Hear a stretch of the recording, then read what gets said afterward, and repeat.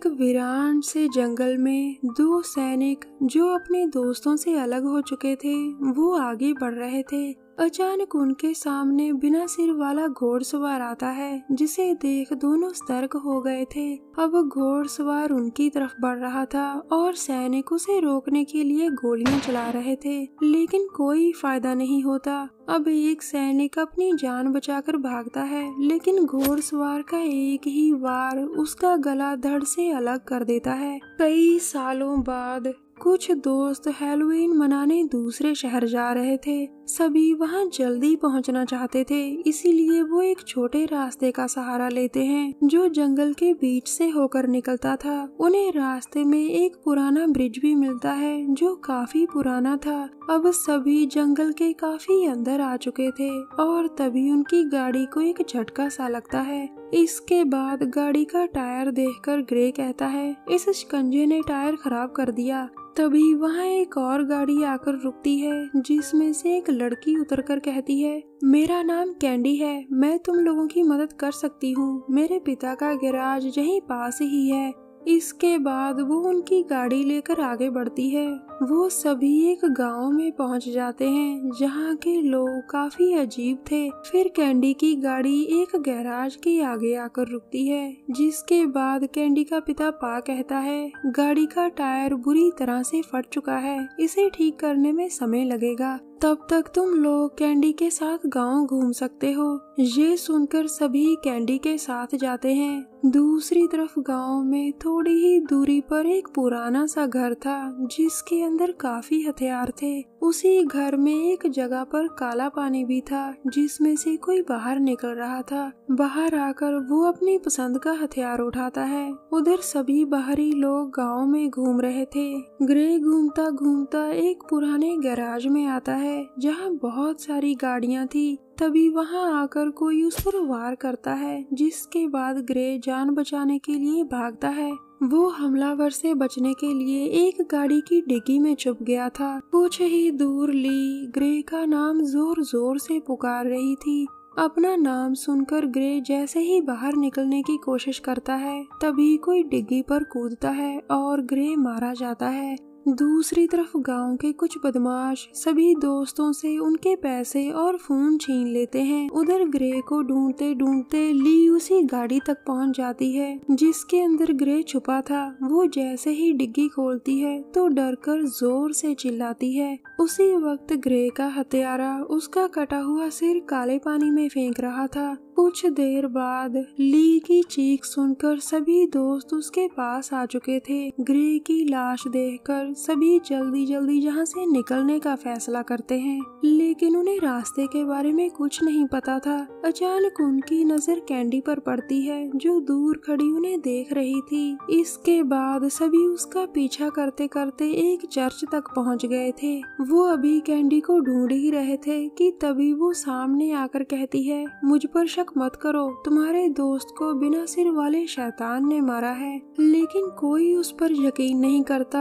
जिसके बाद वो एक किताब उठाकर कहती है, बहुत साल पहले की बात है, सारी चीजें इसी आदमी केविन के साथ शुरू हुई थी। केविन इस गांव के जवान लोगों को टॉर्चर करता था और जब मन भर जाता तो वो उनका सिर काट देता था। दरअसल केविन शैतान को खुश कर ताकतवर बनना चाहता था, लेकिन एक बार गांव में एक फरिश्ता आया जिसके पास पवित्र तलवार थी। उसी ने केविन को पकड़ा था, जिसके बाद गांव के लोगों ने केविन का सिर धड़ से धीरे धीरे अलग कर दिया और बाद में केविन के सिर को उसी के घर में काले पानी में फेंक दिया गया था, जिसे वो पवित्र मानता था। लोगों का मानना है कि वो हर 7 साल बाद काले पानी से बाहर निकलता है। काला पानी नर्क का दरवाजा है जो केविन को 7 साल बाद बाहर भेजता है। उसे सिर्फ पवित्र तलवार से मारा जा सकता है, और वो भी तब जब वो इस गांव से बाहर हो, क्योंकि वो चाहकर भी इस गांव से बाहर नहीं जा सकता।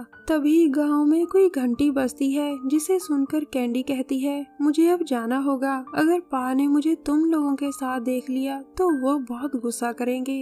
इसके बाद सभी दोस्त जंगल में आगे बढ़ रहे थे ताकि यहाँ से निकला जा सके। अचानक उनके सामने सिरकटा शैतान आ जाता है, जिसे देख सभी डर कर भागते हैं। वो आकर टिफनी पर वार करता है, जिसके बाद टिफनी का सिर कट जाता है। फिर शैतान उसका सिर उठाकर वहाँ से चला जाता है। वो उसका सिर भी काले पानी में फेंकता है। उधर नील और ईवा वापिस गांव में आ चुके थे। ईवा कहती है, हमें कोई हथियार या गाड़ी चाहिए, तभी हम यहाँ से निकल सकते हैं। तभी उनकी नजर एक बाइक पर पड़ती है।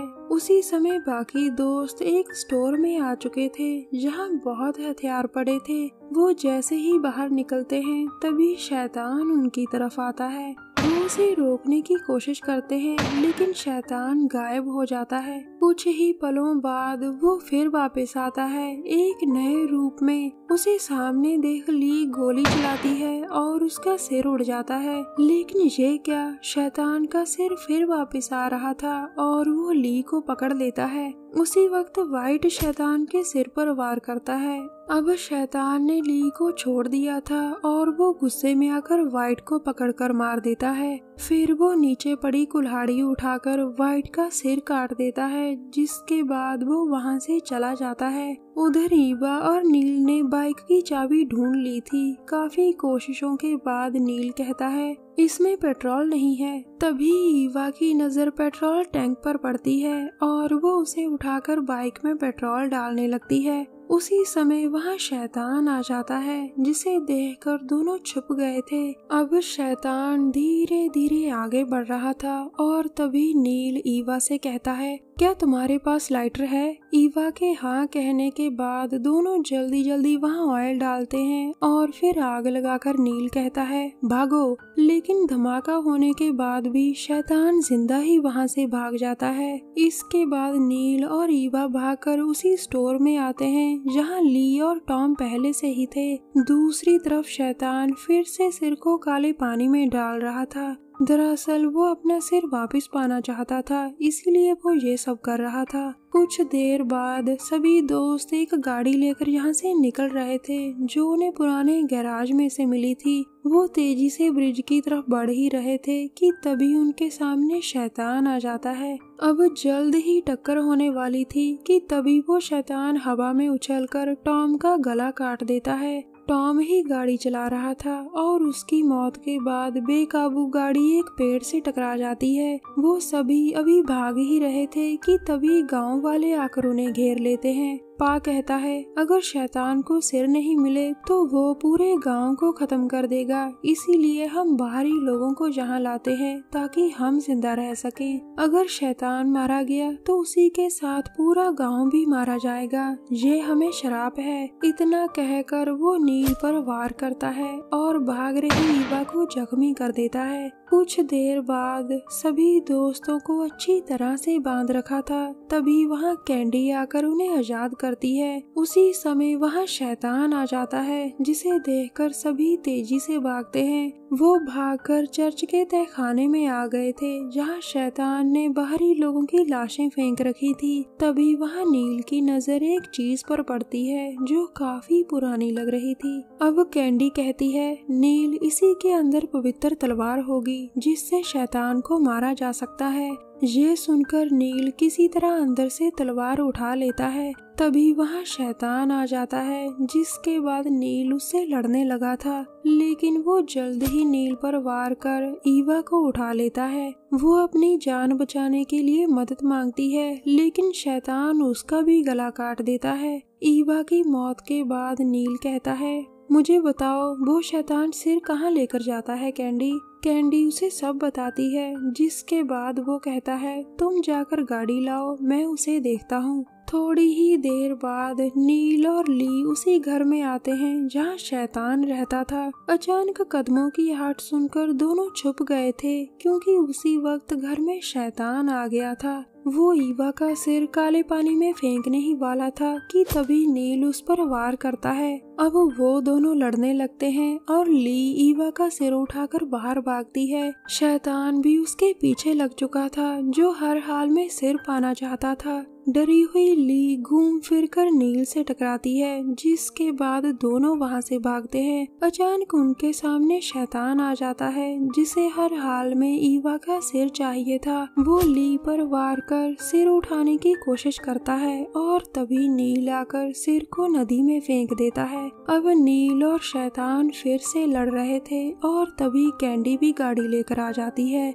ली कहती है, ब्रिज की तरफ गाड़ी भगाओ, ये ब्रिज पार नहीं कर सकता। अब शैतान नील को मारने ही वाला था कि तभी ली उस पर हमला करती है। अब गाड़ी उसे ब्रिज की तरफ खींच रही थी और उसी समय नील उसका सिर काट देता है। अब शैतान मर चुका था, जिसके साथ ही पूरा गांव भी गायब होने लगता है। कहानी के आखिर में ली, नील और कैंडी ही जिंदा बचते हैं। कैंडी गांव से बाहर आ चुकी थी, इसीलिए वो जिंदा बच गई थी। हमारी वीडियो देखने के लिए धन्यवाद। प्लीज हमारे चैनल को जरूर सब्सक्राइब करें। मिलते हैं अगली वीडियो में, तब तक के लिए नमस्कार।